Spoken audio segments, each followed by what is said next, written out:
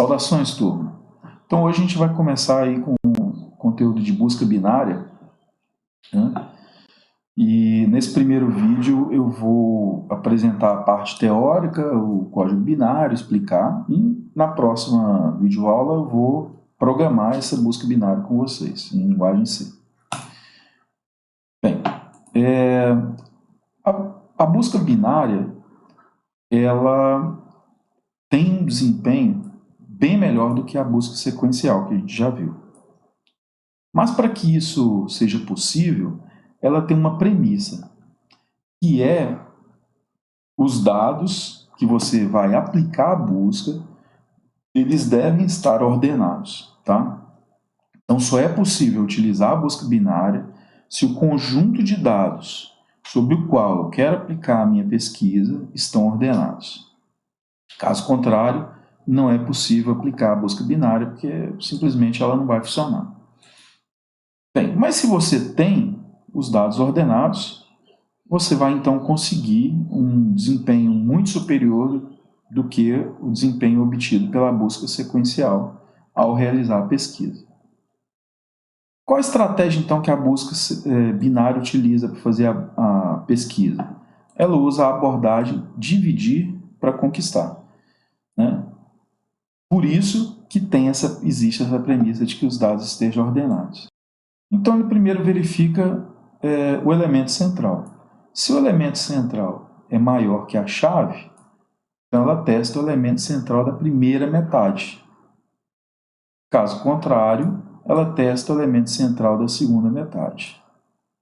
E assim ela vai quebrando o escopo, né, ou a área que ela deve abranger na pesquisa, nas próximas iterações. E com isso, obtém aí um desempenho muito bom na busca. Esse procedimento é repetido até que o elemento seja encontrado ou que não haja mais elementos a testar. Vamos ver um exemplo aqui, ó. Para encontrar o número 3, né, vamos supor que o objetivo é encontrar o número 3 em um vetor que armazenou aí 1, 2, 3, 4, 5, 6, 7, 8, 9.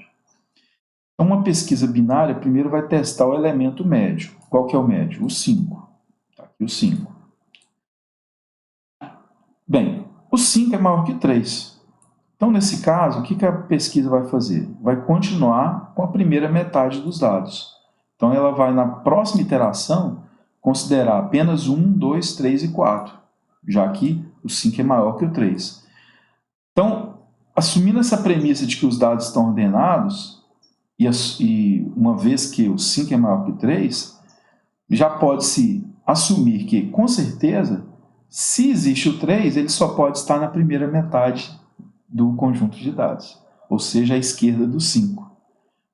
Entendeu a estratégia de dividir para conquistar? Bem, na sequência, o elemento central agora é o 2, né? Porque agora o meu conjunto de dados, ou o escopo da minha busca, ele vai considerar só essa parte aqui. Então, o 2 vai ser obtido como elemento central. Bem, o 2 é menor que o 3, que é a chave. Então, o que vai acontecer? Agora, na próxima etapa, vai descartar o 1 e o 2, que está à esquerda, né? E vai considerar na pesquisa apenas o 3 e o 4. Está vendo que dividiu de novo o problema?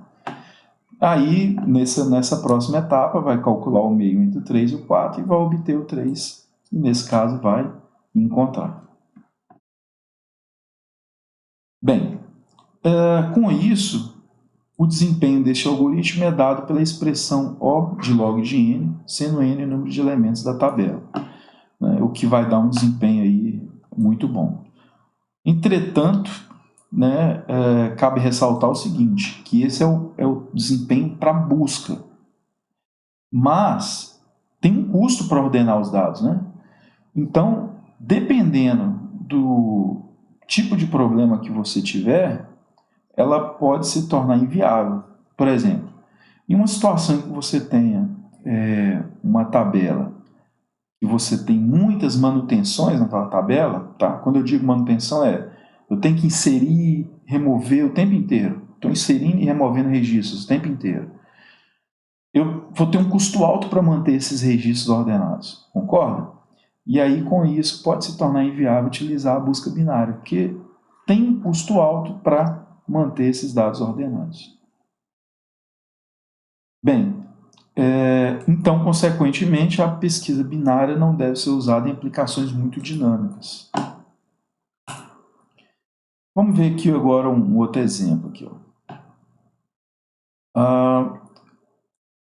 ao buscar o elemento 34 nesse conjunto de dados aqui, com 15 elementos, então passo 1, calcula a metade. A metade vai cair aqui no elemento 50, certo? Bem, aí ele vai fazer a comparação. 34 é igual a 50? Não é. É menor que 50? É. Se é menor que 50, então vai para a iteração 2, ele vai recalcular, no caso na iteração 2, o último elemento. O último elemento vai passar a ser o 40. E aí o escopo da nova pesquisa vai daqui até aqui, com esse recálculo do último elemento. Aí vai passar a considerar apenas esse conjunto de dados. Calcula novamente a metade agora é 30. Aí ele vai verificar, 30 é igual a 34? Não, não é. Aí ele vai verificar agora se é menor. 30 é menor que 34? É. Então, nesse caso, eu tenho certeza então que o 34 só pode estar aqui à direita de 30. Então, ele passa aqui vai para a próxima iteração, passa aqui para recalcula aqui agora, no caso, o final continua sendo igual, né? Recalcula o início. E aí o meu escopo, ou o meu conjunto de dados, passa a considerar apenas esses 3 elementos. Nesse momento ele calcula o meio de novo, e olha quem vai ser o meio, o próprio 34. Então acho que encontrei o registro. Tá certo? Vamos ver o pseudocódigo. Então, ó, similar a pesquisa sequencial, ou busca sequencial, o input é igual o vetor e a chave K. E a saída também é igual. -1 se não encontrou, ou o próprio elemento se encontrou. Então, ó, o início do algoritmo tem a inicialização das variáveis esquerda. Tá? Essa variável esquerda aqui seria o equivalente a calcular aqui, ó, a primeira posição. Você pode dar o nome que você quiser para essa variável. Se você quiser chamar ela de início, né? Ou esquerda, ou sei lá. E aqui, aí o esquerda inicialmente começa com 1, né? No caso da nossa, quando a gente for programar isso lá no C, a gente vai começar a esquerda com 0, tá, pessoal? Né? Porque aqui é um pseudocódigo. Mas lá no C, lá na linguagem de programação, a primeira posição do vetor é 0. Bem, e a direita começa com o tamanho, a quantidade de elementos, de V. Se são 10 elementos, então vai começar com 10. Se são 15, vai começar com 15, e assim por diante. Lá no meu código em C, vai ser n-1. Né? Bem, e aí inicia aqui um laço, que nesse caso aqui foi usado o enquanto. Tá? O que o enquanto calcula para manter-se ativo, né? Manter as iterações ativas? Ele calcula se a esquerda é menor ou igual à direita. Quanto a esquerda for menor ou igual à direita, ele vai continuar ativo. Uma vez entrou no laço, ou seja, esquerda é menor ou igual à direita, calcula o meio. Por essa forma, que é a esquerda mais direita dividido por 2. Obtive o meio, eu já tenho a chave, né?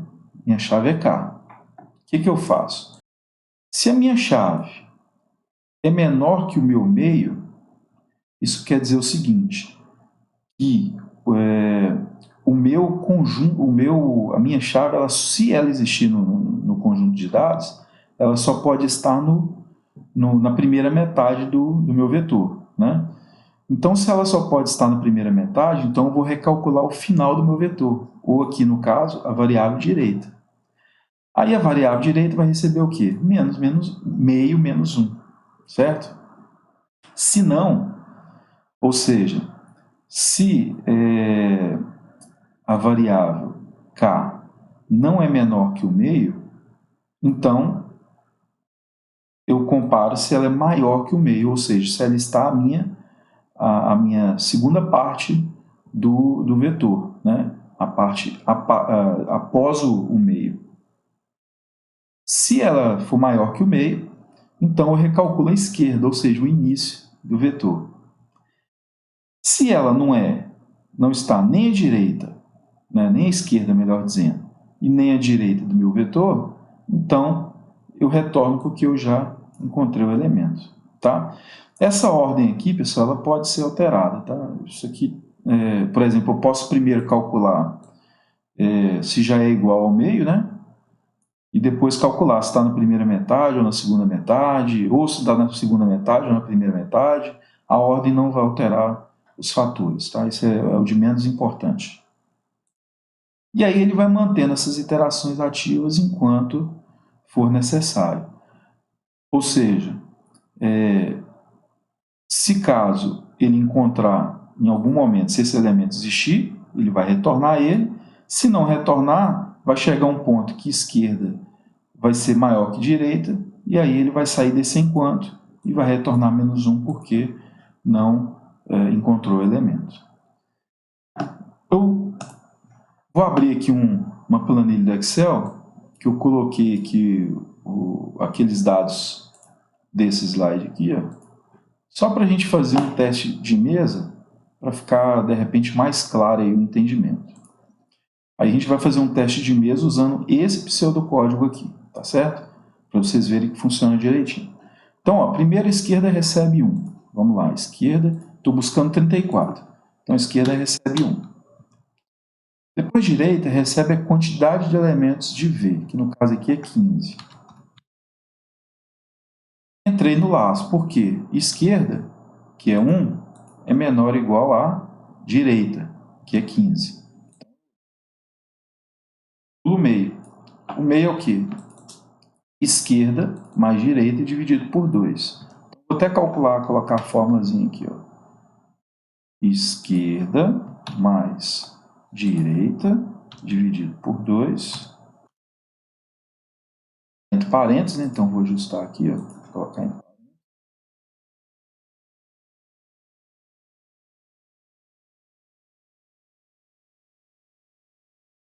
direita dividido por 2.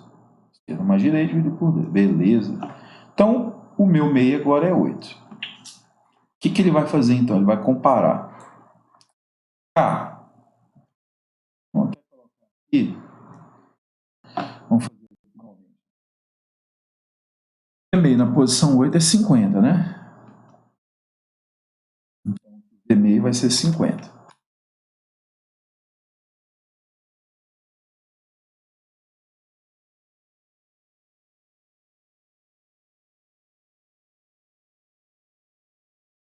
Na posição 8 vai ser 50. Aqui, ó. Vai comparar. K, que é a chave, menor que V na posição meio, menor que 50. Joia. Então, se é menor que 50, ele já entra aqui, ó, e recalcula a direita. A direita recebe o quê? Meio menos 1. Mas meio, ó, note que é meio que vai... É meio menos 1, não é V meio menos 1, não, tá? Quem que é meio? É 8.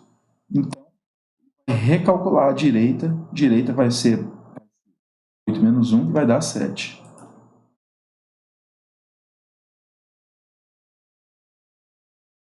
Então ele já vai aqui, ele já entrou nesse if, ele não vai entrar nesse if, não vai entrar nesse, lógico, né? Porque ele já entrou nesse. E aí vai voltar aqui em cima aqui. Aí ele vai comparar agora. Esquerda, que é 1, né?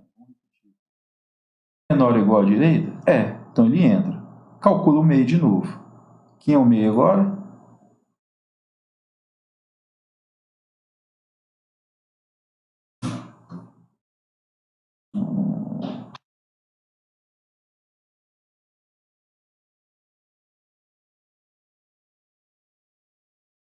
Ó, o meio agora é 4. Então o meio agora é 30.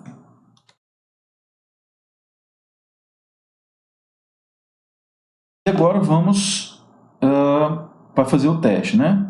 K é 34. Menor que V na posição meio, ou seja, 34 é menor que 30? Não, não é. 34 não é menor que 30, ele vai para o sinal. K é maior que V na posição meio, ou seja, 34 é maior que 30? É. Então ele recalcula a esquerda. A esquerda vai receber quem? Meio mais 1. Quem é meio? Meio é 4. Então a esquerda vai receber 4 mais 1, 5. Certo? E a direita continua sendo 7. Beleza. Aí agora ele não entra nesse sinal, obviamente, volta aqui em cima. Esquerda é menor ou igual a direita? Então, 5 é menor ou igual a 7? É, 5 é menor ou igual a 7. Então, aqui entra. Calcula agora o meio. Meio é quem? Esquerda e direita dividido por 2. Então, vamos puxar aqui. Meio agora é 6. Ó. Quem é o V na posição meio? 34. Ele compara. K, que é 34, é menor que 34? 4 é menor que 34? Não. Vai para o sinal.